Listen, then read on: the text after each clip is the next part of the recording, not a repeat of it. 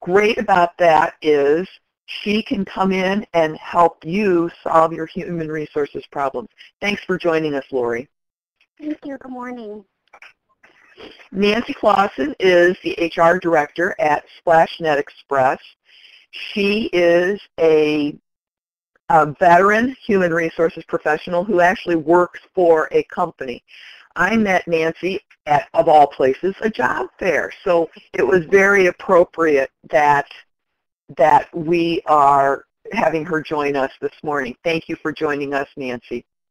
Thank you for having me. Welcome, everyone. Our next presenter today is Sylvia Wetzel. She is the Chief Learning Officer for Bison Deer and Engineering Corporation in St. Charles, Illinois. Sylvia does a whole lot of things for Bison Deer, but one of the things that she does is help with public policy representation in Washington, D.C. So we're very honored to have Sylvia join us this morning. Her time is very valuable, and we really appreciate her being able to join us this morning. Thank you. Good morning, everyone. Tomorrow we'll have Mohammed on the call, but we wanted to give him a shout out today.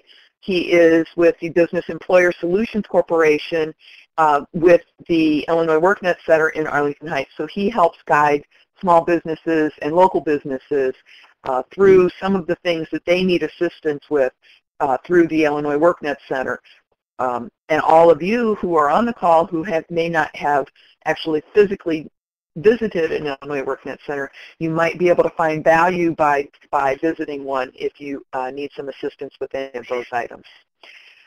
Today our guides are myself.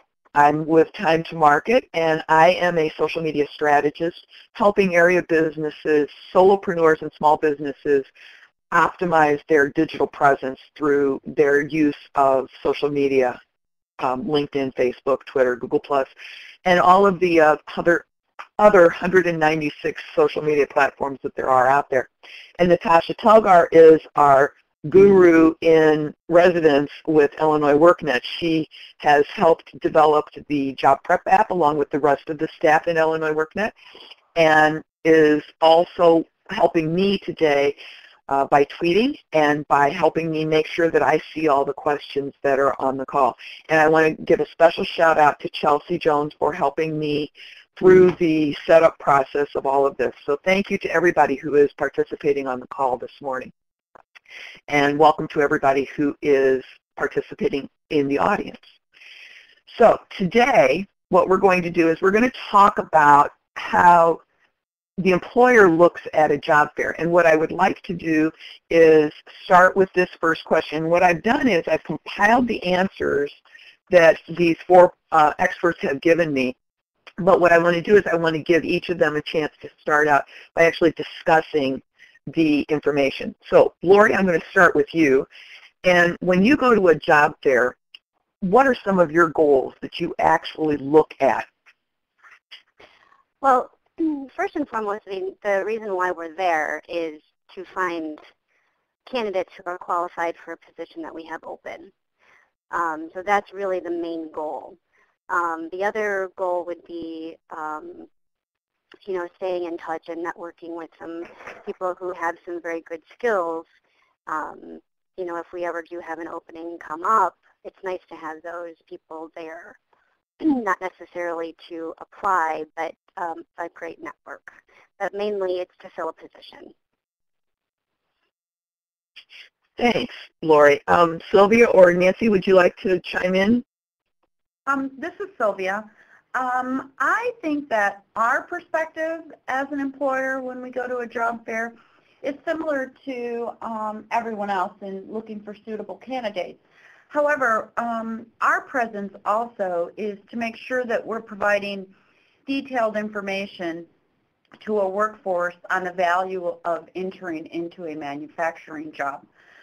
It's very important to us to be able to vocalize and have individuals understand that manufacturing is a career, and we need individuals to be work ready, and we need them to understand that it's important to have fundamental math and reading and problem solving. So we actually approach job fairs with a couple of goals. making sure that we're marketing manufacturing and making sure that, we're reaching an audience that might be a fit for us for a job opening. But again, on a community level, we try to invest our time in getting the word out about manufacturing. So we take the opportunity at job fairs to have that strategy as well. Nancy, would you like to add something? Well, we pretty much the same. We actually go out to the career fairs. We try to find career fairs that we're a smaller company, so we actually try to look for career fairs that there's a good fit between the educational background and the needs of the company. And then we looked for candidates that for future opening positions. Since we're a growing company, a lot of times it's the opportunity to meet and network, and we might not have something right at the moment, but it's great to meet the sophomores, the freshmen, the juniors as well, because you can also find people who are also going to be out there down the road. So you might not be looking for a job right this minute, but you might be looking for something a year from now or 2 years from now. One thing that I noticed is there's a difference between the types of job fairs. So, Sylvia, you might attend a job fair that is specifically geared to manufacturing companies, right? Well, I would say probably not. We tend to, the job fairs usually are a bit more diverse than that I've attended. Now, there have been a few that have been specifically to vocalize manufacturing. But I think fundamentally, most job fairs are encompassing of a lot of opportunities in different arenas, and we participate in those. But typically, I think job fairs are more encompassing to a variety of employers, and we do participate in those. I have noticed that there have been job fairs specifically for one business, and then major job fairs where there's a multitude of employers at them. So when I was asking these questions, my thought in my brain was the multiple employer job fairs. So let's kind of talk about those sorts of audiences when we're doing this. We're going to move on to the next question here. So, what's your typical routine at a job fair? And Nancy, I want you to answer this one first. Well, as an employer, it's really to kind of set up the booth and get things ready for a great presentation to the candidates, and to walk around and talk to other employers to see, who they're looking for, and scope out the candidates, kind of be able to meet and greet. I like to be in front of the booth rather than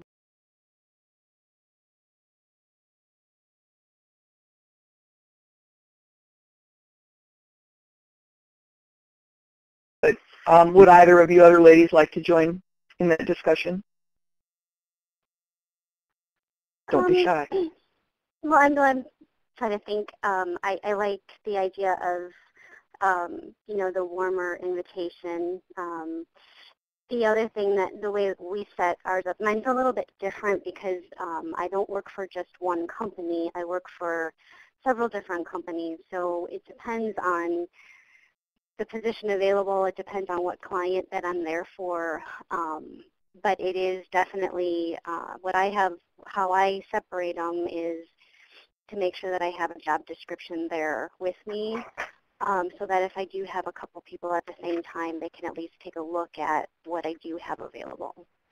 And I do have to explain, I'm not a staffing firm by any means, but I am looking for a specific company or someone that is my client that I'm trying to put, the two together. All right. As an employer, I think that's the key. I'm sorry, this is Nancy again, but is to have some material to identify, like, about the company. Our company is a business-to-business company, so we don't have a corporate website out there to really promote who and what we are. So I think it's important, as you said, to have job descriptions and tidbits about the company that the employees or the potential candidates can take away and be able to study and know a little bit more about you as well. That's a good point, because it depends on what the business. If I could just add, I mean, it's, the candidate, what I like as an employer is I'm expecting them to interview me as well. Right. So I do want them to know about, our company or my client's company, that, to make sure that it is the right fit. So yes, I think it's very important that, we have information on the company that's out there. Okay, we've got quite a few questions today, and we've got some coming in from the audience. So I'd like to kind of keep this banter going, but let's move on to the next question. One of the things that we do, we submit resumes, and a lot of times you get to see the resume before you actually talk to the employee. But what happens when you actually meet a person at a job fair so that they can make a good first impression with you face-to-face? So let's go at some of these answers that we have here. What do you ladies think is the most important thing? This is Sylvia. If I have the opportunity to meet someone face-to-face at the job fair, I think the things that I look for is, do they have good communication skills? Are they dressed neatly? Are they taking the opportunity to present themselves? And I think it's extremely important, do they have eye contact? Are they vocalizing motivation and desire? Because I think in today's job market and during this particular economic downturn, it's highly important as an employer to keep in mind that some people might have a lot of skills and they don't have the experience, or they have the experience in something that they did prior, and they're looking for an opportunity. And so I try to keep all of that in mind, but I think fundamentally, like I said, good communication skills. Are they dressed neatly? Are they having eye contact with me? And do they express desire and motivation? That's a good answer. Nancy, you wrote something about stock answers. Can you explain that? Well, oftentimes candidates tend to come in so rehearsed that they're just giving you a pat answer rather than really telling you something from their heart. You really, as an employer, I really want to see and get to know the person. That's part of the meet and greet and the interview process, is really to know what their, as Sylvia said, know what their skill sets are and understand what's behind them, what's motivating them, what drives them. What do they want to do? What are they passionate about? We're a growing company. You may come in, your skill set may be good enough to come in one area, but where you really want to end up being is in a different area, and we may be able to provide that by putting you starting in a different level or a different area, and at the same time you're learning more about the company. So again, it goes back to really getting to know one another and not coming in just with canned answers. I think that's good. What I would add is just adding to what both of the ladies have already said. I'm looking for them to be genuine. Like you said, I don't want the stock answers either. I'm also looking for a really good handshake, because that to me tells me that they're prepared. I'm definitely looking at their professionalism, and if they're really interested in being there. I'm also looking for them to have done some research on the companies that have been, that they're expecting, because most of the time companies put, where they're going to be. So I like them to know a little bit about the company before we start talking. One thing that someone asked in the chat pod is the difference between pushy and proactively selling yourself. I think that just being an entrepreneur, you learn that you can't tell somebody what you do or who you are all at one time. So you only have a certain amount of time. It's like 10 seconds to make a first impression. So I think you need to choose what's the most important 10 seconds and then kind of take it from there. You can't just throw out every single thing about you. And that's part of being that genuine piece. Right, right.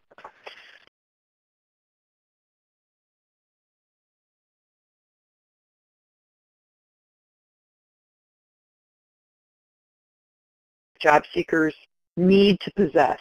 They can teach them, in some cases, job skills, but what do you do at a job fair to assess a person's soft skills?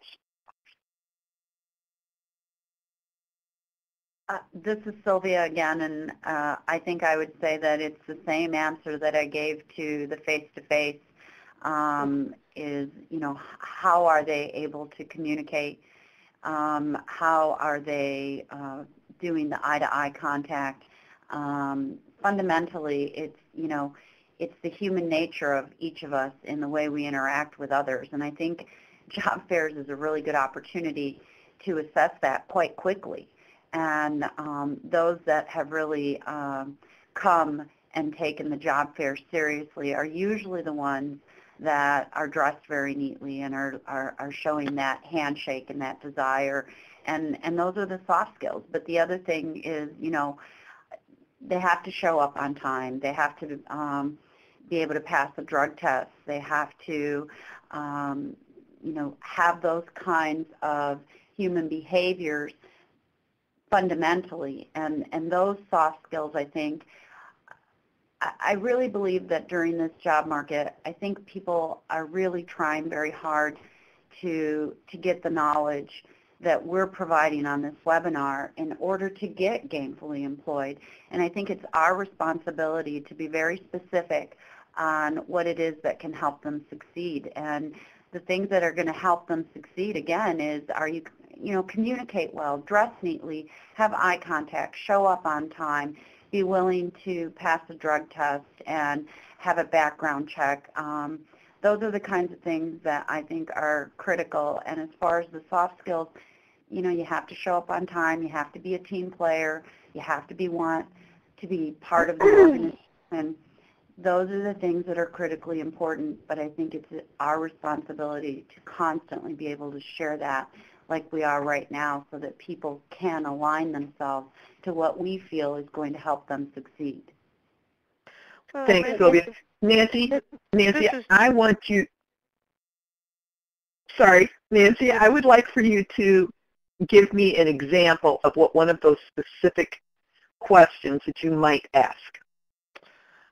One of the things we have a lot of issues with is Excel skills. We use Excel quite a bit around here, and everybody's interpretation of how strong their Excel skills are can vary. So I asked them specifically for them to give me some examples of some of the types of reports or some of the formulas that they've actually created in Excel and some of the ways that they've used Excel to help solve a problem or an issue that they might be working on even at home or, in a prior work experience or whatever that they've used to give me some of that kind of knowledge to get a better answer. So I think it's really it goes back to being genuine and really being aware of, I think, of who you are as a candidate and what you're bringing to the table and having a good knowledge base of that and what you really want to look for. If you're willing to learn, I can teach you. That's good. All right. If I could just add one thing about what I'm looking for about, the soft skills, it's really important to give a smile. Yes. It's the simplest thing, is just a smile. That's really a good point, because the smile can change somebody's attitude totally. Mm-hmm. Right. It's also in the way that they answer. I look for a candidate to say hello, shake my hand, and then when I ask, how are you, it's how they respond. I get a lot of, oh, fine, oh, good, rather than, I'm doing good, thank you, how are you? So it's the courteousness of that, and a smile. Yes. Yes, very, very true, very true. What should a job seeker do before they attend the job fair to make sure that they're properly prepared? And Lori, I would love for you to start out the answers on this. My main thing is, as I talked a little bit about before, most job fairs do give a list of what companies are there. I think that with today's day and age, with the technology that is at hand, it only takes a couple of seconds to look at a website. When I'm interviewing somebody or just talking to them, you have to know what company that you're going to apply to. You have to know their mission statement. You have to know a little bit about them to see if you believe in what that company does before you can say, I want to work there. Too many times I do a lot of recruitment, and the first question is, what do you know about the company? I know nothing. Well, to put it in a simple form, the candidate takes a very long time, typically, to put their resume together. And to kind of put it on the flip side, if I said to a candidate, I want you to work for me, but I have no idea what you do. Can you tell me what you do? Would you be impressed with me as an employer? Probably not. So I think sometimes the candidate needs to look at not just about them, but how they're perceived, and what information are they portraying when they don't do a little bit of research. Because when you look at the website, I'm looking for your attention to detail, specific questions, and looking to see if you're going to take that initiative. And maybe you're not wanting to work for that company, and you find out a little bit more and be able to say, this isn't the right fit for me. And I could go on and on, but I'll let some others, respond. The company culture is very important to make sure that you are as much of a fit with that company as the company is with you. So that's a very good point too. Nancy, do you suggest that people check out your company? I do. I know Sylvia does. I do. Unfortunately, we don't have all the fancy websites and different things available for candidates to look at, so they can only really find out about us by asking myself or my managers during the interview process those questions. So Sylvia, what about you? They have to interview us like we have to interview them. Mm-hmm. Exactly. Absolutely. Oh, this is Sylvia, and I agree with what everyone has said. I think it is very important, though, for an individual to verse themselves with the organization. And true to everyone's statement, technology is at our fingertips. And really, quite frankly, the generation today that is looking to be employed, that's younger, technology is how they do everything. And so I would say that I would probably be much more critical of a younger individual who came to talk to me if they hadn't done their proper homework on the internet and getting to know what our organization is, and if it's a fit for them, then I would fault perhaps someone.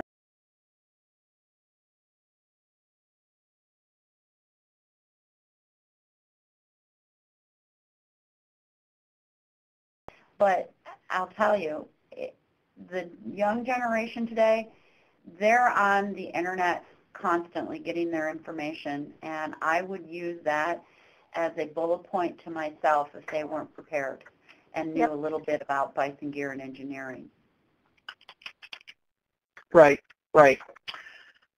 Okay, what I'd like to ask you guys next, and this is very controversial if you look at the pages, the comments on the screen, should participants be prepared to fill out an application? And Nancy, I want you to answer this one for me first. No. An application takes a long time, of which both the candidates and the employers really don't have the time. You're there to look for a position with a great company, and you need to get, as a candidate, you need to get around and meet as many employers as possible and to find out about those companies. As an employer, we need to see as many candidates as possible, and so having the resume handy is the best way, even if it's a simple resume. That all helps. So no, I've had people take them and ask if they can mail them back to me, and that's wonderful. If they don't have a resume, I certainly have no issues with that because I want to get as many potential candidates as possible. And Lori, I want you to tell me what you defined to me of the difference between an application and a resume. Well, for me, in the way that I was trained, you have to have an open position in order to have an application filled out. An application is more than just a resume. How I explained it was, again, as an entrepreneur, think of it as a networking event. And your resume is your business card. And so you kind of gather as many business cards as you can. And as many of you know, you kind of star the ones that you definitely need to follow up with. You look through all of them when you get back to your office. And then, you make a list of, who you really need to call, who fits your business, who do you want to be a potential client, who is more of an alliance. So you're doing that with the candidates as well. So for instance, the resume is getting to know them. You look at them when you get back at your office. You look for most of the qualifications that you need, and then that's when you follow up and you call them in for an actual interview. They should not be filling out an application unless you are interviewing them. There are legalities behind the application that you don't take when you're just taking a resume. Now, would there be a difference there if you're having a job fair on your property for a multitude of positions that you have open versus a job fair where there's a great number of various businesses at? The way that, it's going to depend, again, like on the size of the company. You've got affirmative action reports to fill out that are required. So no, unless I am actually bringing them back for a specific interview and I am going to go through an extensive interview with them, I am not going to ask them to complete an application. All right. What questions should an attendee be prepared to discuss on the spot? Sylvia, let's have you up on that right now. Okay. I think that some of the questions that you need to be prepared for is, tell me about your experience. I mean, we all have experience in our lives of employment, and so I want to hear about your experience because sometimes I can build up your skill sets if you have fundamental experience, and actually vice versa. And I need to have you share that with me. If you have credentials, I need you to tell me what those credentials are. There's a lot of training going on for dislocated workers, and a lot of community colleges offer so many kinds of credentialing now, and it's certainly the conversation that's going on in Washington, D.C. and here in Illinois on a local level.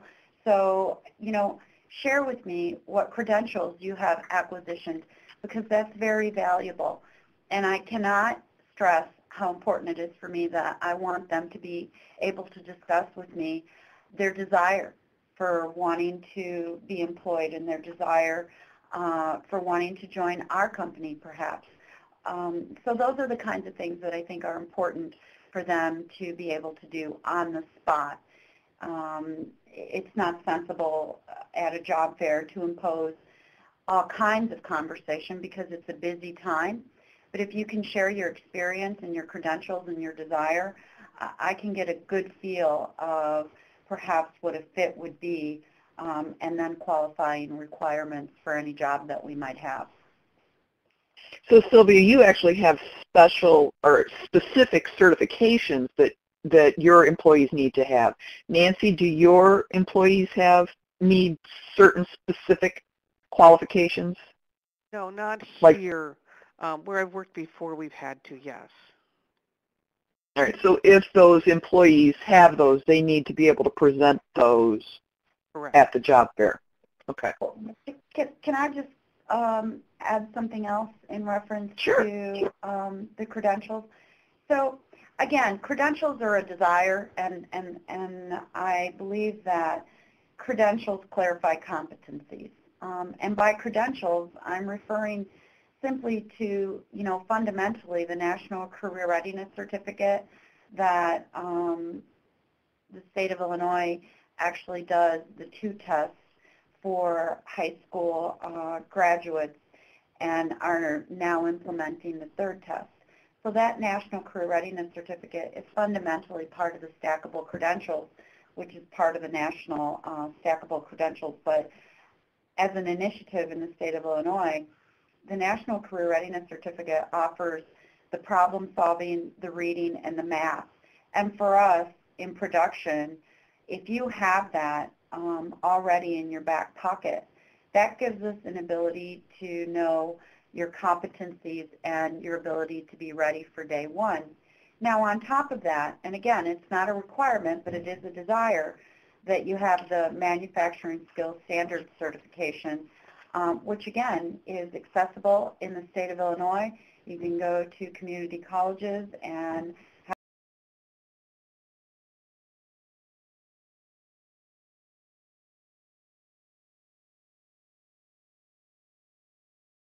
the MSSC is valuable for manufacturers, but the National Career Readiness Certificate, I believe, is valuable for all employers. And there's lots of information on both of these credentials at the community colleges, and I think it's important for the audience to know that. Sure. This is Nancy again, and I don't work in this field any longer, but the National Retail Federation also has similar credentials for certification for people who want to go down the retail field and be in a retail career. Thank you. Thank you for sharing that. Should a job seeker expect to be hired on the spot? Question is up for grabs. Who wants to answer first? No. No. No. No. All right. So you guys in the audience can read the answer here, but there is a process in place, and you should expect to follow the process that the employer has given you. We're going to move on now. Save ourselves a little second there. What, as an employer, you're there and you've got specific open positions. What if somebody approaches you with a resume for a position that you don't currently have open? Should they leave it? Should they send it to you after the fact? What should they do? Well, this is Lori, kind of what I said before about the networking piece. It's very important for the employer to be honest with the candidate, to let them know that they don't have that position available. I think it would be okay for them to, even ask, if you want to leave it with me, that's okay, or even follow up with me, that's okay too. But I think the most important is just to be honest, and if you want that resume, then keep it. I know most HR professionals have thousands of pieces of paper as it is. The most important thing is you don't want to lose it if you've told the person that you're going to keep it, and follow up with them. So I think that's the only thing that I would do is have them follow up with me, or keep it in a special place that I would follow up with them. Good. Nancy or Sylvia? This is Nancy. I would agree with Lori 100% on that.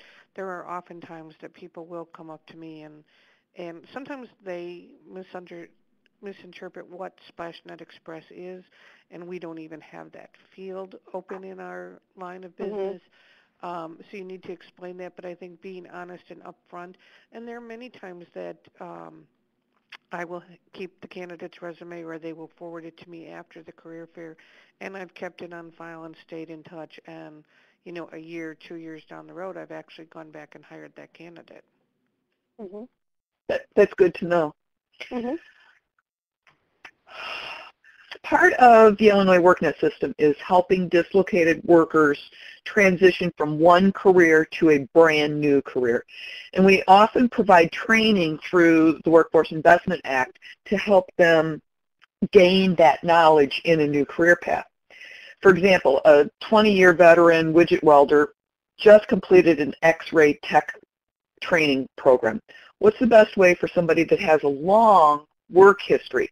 They were at a job for a very long time, but they just have a new career path that they've just finished. What's the best way for somebody in a job fair to position themselves with lots of transferable job skills but no actual current job skills?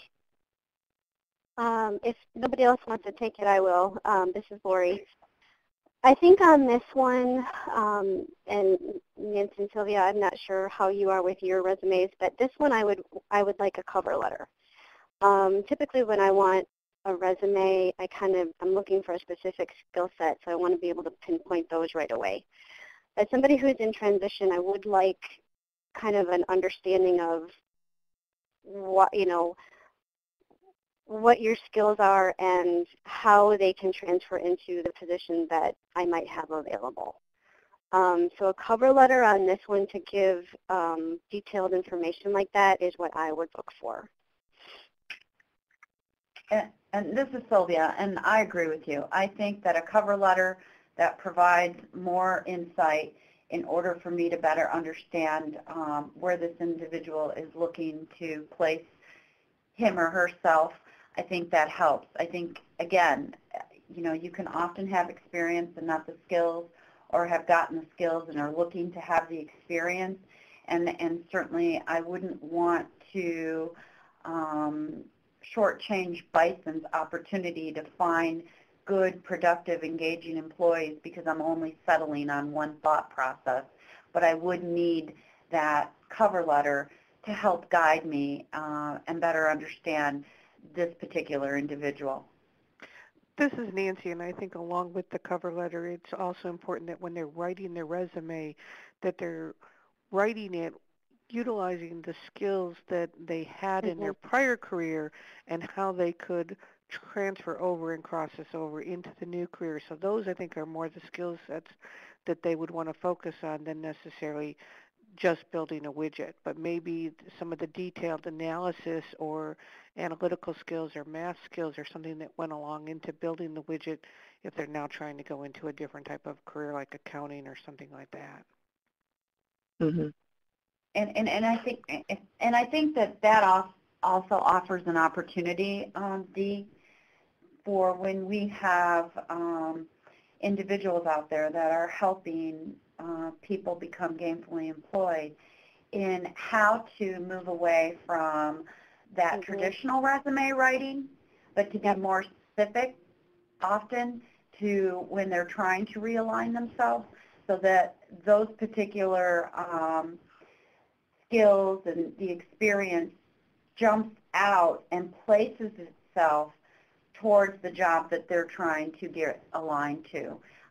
Because the cookie cutter resume mindset can often fail us. Right. Yes, that's very true. And we're actually going to have a session in a few weeks from now on the different sorts of resumes and who they are best suited for. So thanks for giving me that opportunity to plug our upcoming webinar. Let's move on to the next question. What type of questions would you expect a job seeker to ask you at a job fair? Lori.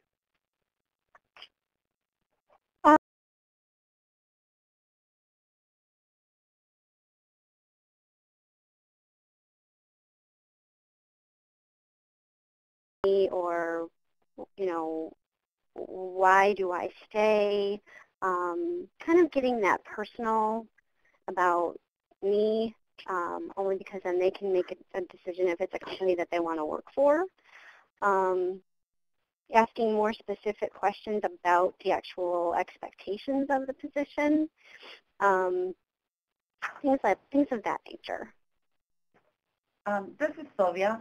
I think what I would expect them to ask is, what openings are available and how long has the company been in business?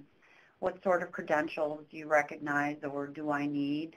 What's the salary ranges? And do you train for positions? Do you offer tuition reimbursement?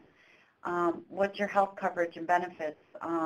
Things that I think are important to individuals in order to determine if we're a fit for them. Because, again, making sure that we're synergized as far as the individuals, knowing that we're a fit for them and they're a fit for us, is what's going to create a long-term relationship between this individual and ourselves. And I'm always open to them asking those kinds of questions because we don't want people to join our organization and not know if this is where they truly, truly fit and want to create a career, because we don't want a lot of turnover. We want to train them, and we want them to be part of our company, and we want them to embrace and move forward with our vision and our mission. And when they ask the questions, that helps all of us better understand the fit and what's available. Okay, so now our next slide, I'm going to give everybody a teaser, is what not to ask. And I noticed that I have some comments on the what to ask as well as on the what not to ask. And in the chat pod, somebody said, Lydia asked, do I ask the money question? And then somebody earlier had asked, what's the typical salary range of positions that you're looking for at a job fair? So can we kind of combine that a little bit in this discussion right now? Sure, because I think, is it Sylvia who just spoke? I think I have a little different perspective, because those are the things I would say that I don't want to talk about right at the very beginning about salary or benefits, because I don't even know you. So I don't know what your skills are. I don't know if I would be offering the right salary. So, I mean, I think it's important for candidates and employers to talk about a range, but and when they... Hello? This is Sylvia. I wanted to say that you're absolutely right. That's what I said. I said it has to be a salary range, because specific would be, it wouldn't be sensible. You can't do that. You can't get down to specificness.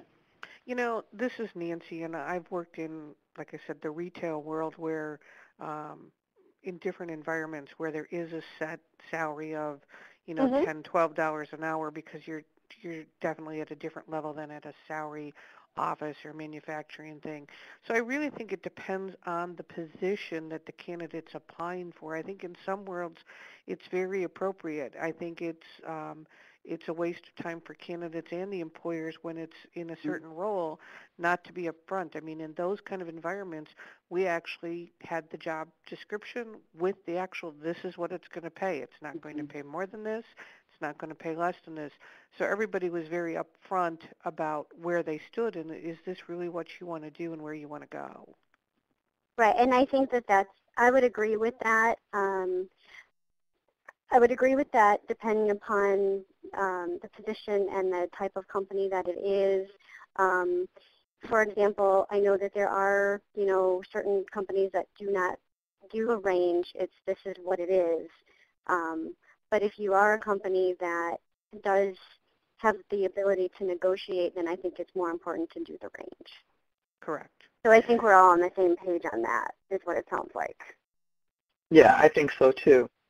So now, what should job seekers not ask? And Nancy, I love that bottom one, and you shared that with me. How much longer their boss will be in the position. Yes, that's always a good one. Then I've actually had people say, well, I have to think about this. I'm not sure that I'm accepting this position, and it's like I haven't actually offered it to you yet. Right. So Right. don't jump ahead of, I guess, don't jump ahead of where the future's going to be because Right. it's unwritten. So I guess doing a general ask about are there vacation days? Is there chance for promotion? Is there a benefit package available? So some of those general questions people could ask at a job fair, but not the am I going to make $17.12 an hour kind of thing. Right. Right. And am I going to get 3 weeks vacation the day I start? Absolutely. Right. Yeah. See, I don't want to mislead our audience, and I don't think anyone would disagree, is, you know, you can ask these questions in their general question, but to get down to the deep dive specifics, it's not the appropriate place, and the answers aren't going to be accurate. But certainly it's okay, and I don't think that it's inappropriate to say, do you offer part-time? Right. If that's what the individual is only capable of doing. However, you know, you can't really get down to those details at a job fair, but you can certainly ask the overall reaching questions are, do you offer, you know, 2 weeks vacation, 1 week vacation, just to get a general feel of, you know, what it looks like. And as far as health coverage and benefits, again, do you offer health benefits? That's important to ask because, you know, that could be someone who needs to have that for their family. And if we don't offer it, that's not going to be a fit for them. And so, you know, you can weed out some of the things that are going to not waste their time or our time. But to get down to the specifics, that can be quite unrealistic. I also think this is why I think it's important about how you ask the question as well as what you're asking. I think that's really what it would be an important thing to convey here, is really how you ask it.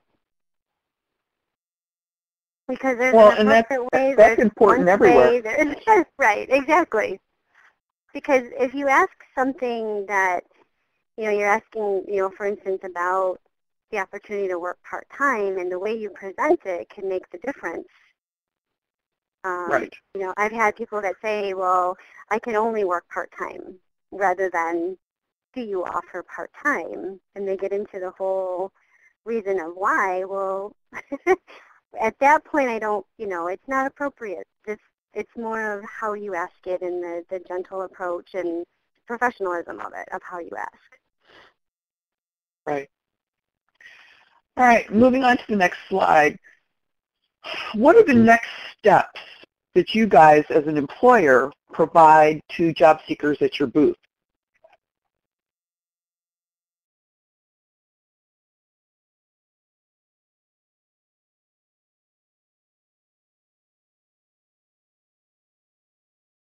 Our company, I would tell them if you have credentials like the NCRC or the MSSC, you know, bring them with you when you come to our company to fill out a job application. That would be what I would guide them at. But again, there would have to be the appropriate job position available and the qualifying requirements in order for those next steps to take place. Mm-hmm. All right. Ladies, Nancy or Lori? This is Lori. I would explain the process, whatever it is.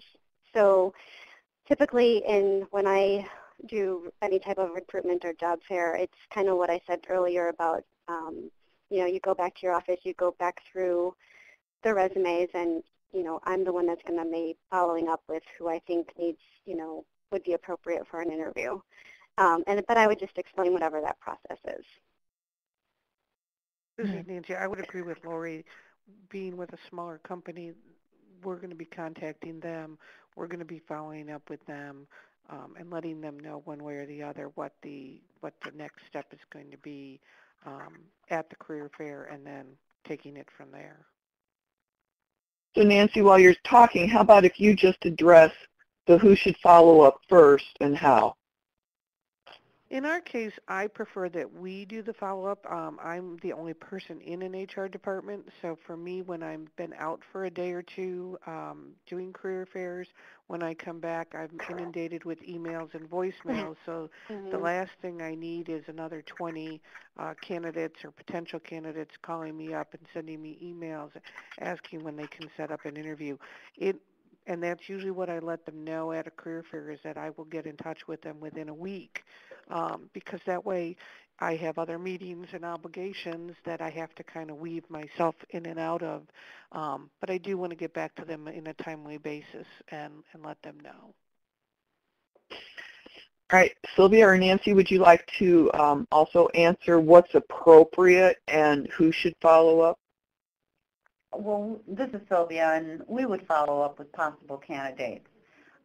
Now, if for any reason they didn't bring a resume and they really wanted us to have that, I would encourage them to email that. But we would be the ones that would follow up with any possible candidates, should there again be the positions available and the qualifying requirements.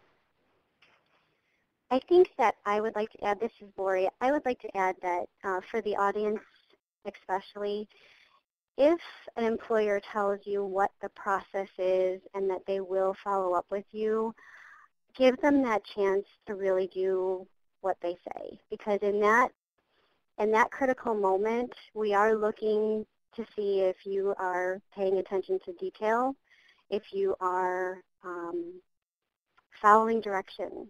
So if we say, we will follow up with you within, either way, because typically what I do is I will tell them, you'll either get a phone call or you'll get some type of information either way from me to move forward or to not. So that I'm very specific about that, and I'm expecting you to give that respect in return. So if we tell you the process, we're really looking for you to adhere to that process. Very well said, Lori. Thank you. That's good. All right, we've hit our last question here, and you guys all kind of explained it a little bit on what you do after the job fair is over. So now what we would like to do is maybe address some of the questions that came in that we didn't actually have at the addressed in our session. So what happens if somebody has a felony in their background? Is that something that they need to bring up at the job fair, or when? I would say, go ahead. No, you go ahead. I don't think okay, ladies, why don't you go? I don't think it's at that point, where they have to explain the felony. It's going to be difficult, especially, when the background check comes back. But especially, I think what we would be looking for at a job fair is, if you do explain that you have a felony, it's what you've done to kind of restart your life or kind of make it or change it. Because you can't change that it's on there, but what have you done to make it better, if that makes any sense. This is Nancy. I would agree with Lori. Also, I would also add that it's important that the candidate knows the career field or the career path they want to be down. I worked in healthcare for a long time, and there are really specific restrictions on the types of felonies. And if that's the case, you need to be aware of, that these jobs may not be open in this arena, and then you would need to be upfront, because you could have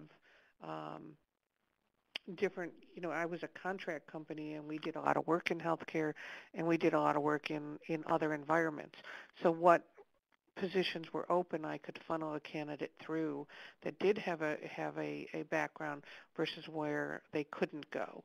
So there are times I think it is appropriate to ask, but I think for the candidate's sake as well, it's probably a nicer round that's something to do in the interview process than maybe at the career fair, but that the candidate needs to just be aware of what areas they may or not be able to go down. And I think that's for the audience, especially for the audience, I mean, you have to remember that we're meeting probably at least a minimum of 100 people. So the last thing that, you want us to remember you in a very positive light. And if the only thing that sticks in my head that you have a felony, that you want to be careful of how you present that information, because you want to be remembered in positively. Right. Good. Yeah, this is Sylvia. I would agree with everyone. And for the audience, I think that perhaps an individual that brings that up at a job fair, I don't think their intention is to cut themselves off. I think it's that they're trying to be as transparent as possible so that they can find opportunity. But I would encourage the audience to save that question for when you're with the employer and not at the job fair. And then you can have that deep down conversation on how you got there and how you're looking to put yourself back to work and have a path forward. One of the questions that came up in the chat was, how can we, as a potential employee, check out the company's turnover record with their employees? Because turnover there's a reason why there's turnover. So if an employee wants to check that out, how can they do that? That's a good question. This is Sylvia. That's a really good question. That's a really good question. And the answer for us is, that's not going to be transparent anywhere that you go and look for that. However, you can certainly ask that question when you have been invited to come in. I think that would be an acceptable question at that point. And I think not necessarily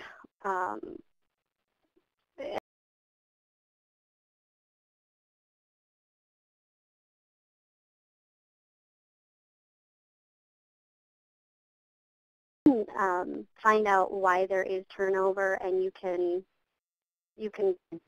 most of the time you can fix why you're having the turnover. But it's with those exit interviews. Right. What? With those exit interviews. Right. Right. All right. So what happens if you started working right out of high school years ago, and right now you've got 20 years of experience, but you never felt it was important, or you never had the time or the money to get that degree? How do you position yourself with life experience versus degree experience? Sylvia, I want to take this question. First of all, not all jobs require a degree. So post-secondary education is certainly a valuable asset, and we at Bison have a program for growth education and results. We offer tuition reimbursement. However, I need to stress that there are many jobs today that we've come to embrace the philosophy and understand the philosophy that there are pathways that require post-secondary education, and there are pathways that can get you to a career that will be successful without post-secondary education. And credentialing often can be enough, and you can have a well-paying career job for the longevity of your life. But you have to define, does this job need post-secondary education, or does it simply need a credential? So I think that we've come to an understanding today, and having the dialogue much louder in understanding that there are pathways that get you into jobs such as a production job or welding, and skills that can have you be very successful without a post-secondary education. So to whomever asked that question, I think it's important to define if a higher education is necessary in order for them to be successful at the job that they're seeking to acquire as a career. Good point. Good point. virtual job fairs. Have you guys ever participated in those? And what do you do with the resumes? There was a question in the chat that if you register for a job fair or the virtual ones and you submit your resume online, what's the value in that? Do you still review those resumes? This is Nancy. Yes, I do, because I think you never know where you're going to find that next really true right candidate. So to me, turning over all the rocks is an important part of looking for the right fit. And I do, and I also respond back to all of them to let them know, to thank them for sending it and what our process is going to be. Mm-hmm. That's a good answer. Now, you ladies all sound very responsible in the fact that you reply to everybody who has submitted something to you, whether or not you want to see them for an interview or whether or not they are not going to be a good fit for your company at this time. What can a job seeker do if they are truly interested in a position for which they attended a job fair and they're just not getting any sort of feedback? Personally, I think it's rude that somebody doesn't even say thanks but no thanks. But what can a job seeker do? Well, this is Lori. First of all, you just so that the audience understands, for one position, I know you ladies will back me up on this, we'll get at least 500 resumes. Yes. So yes, I definitely try to respond to everybody, and I will admit there are probably some people that I have missed. I don't think it's a bad idea if it's been a few weeks and you've actually met somebody at the job fair and you've said, we'll be in contact, but it kind of goes against what I said earlier about, we are looking for that process of, are you paying attention? Are you following protocol? Are you adhering to our process? But if it goes, extended time, I think it's okay to send an email of, per our conversation, I met you here, this is what you said, maybe I missed something, because as one of the other ladies said, we do get, we have a typical day back at the office that there's meetings and other things, so you try, but sometimes we do make mistakes. I would agree, and if a candidate, it's been 2 weeks and they haven't heard anything one way or another, then contacting you is really not an out-of-the-question thing, especially if they're, or sending a follow-up email or even a note is an appropriate way to say, hey, we met at the career fair, we talked about the position, I'm really interested in it, I'd like to find out some follow-up, I hadn't heard anything, is it still available, are you still looking, can you give me a status update?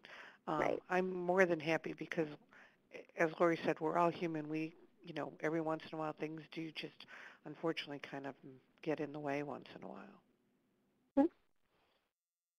Well, everybody, I would love to thank you for participating today. Your expertise has just been phenomenal.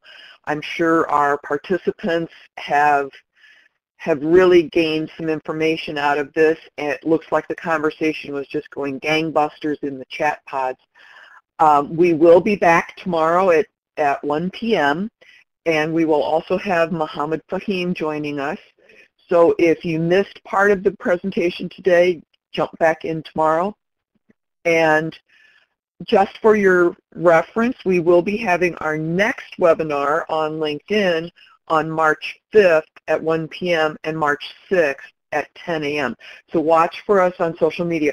We have a Facebook page, we're on Twitter, we have a LinkedIn company page, and we have a LinkedIn group page that you can join the discussion and carry this on further. So ladies, Lori, Sylvia, and Nancy, thank you so much for your time this morning. I would love to thank Natasha and Chelsea and Jeannie for helping me